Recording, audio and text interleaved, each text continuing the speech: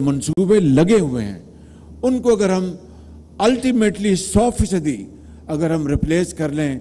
थर कोल के साथ, तो this will be a game changer. और इसी तरीके से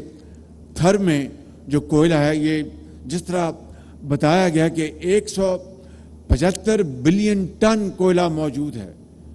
और अगर जिस तरह बताया गया कि 1 लाख मेगावाट अगर आप सालाना बिजली थर कोल से पैदा करें तो 300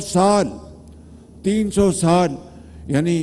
असहाबे कहफ की जो मुद्दत थी उसके बराबर ही शायद इसकी ये खजाना आपके पास मौजूद है। और दूसरी बात,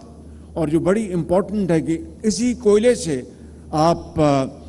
गैसिफिकेशन कर सकते हैं। आप इस वक्त जो तेल जो है उसकी कीमतें कभी ऊपर जाती हैं कभी नीचे जाती हैं, मगर उनकी एवरेज $90 पर बैरल है। और अगर यहाँ पर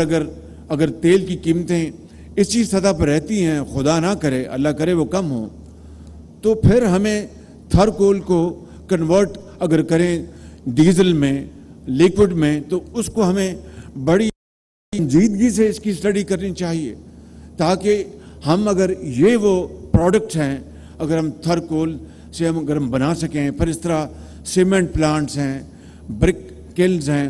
और इस तरह के जो दूसरे सनतें हैं, वहाँ पर हमें पूरी तरह थर कोल को अगर हम प्रमोट करें तो पाकिस्तान का ज़र मुबादला बचेगा, पाकिस्तान की सनतें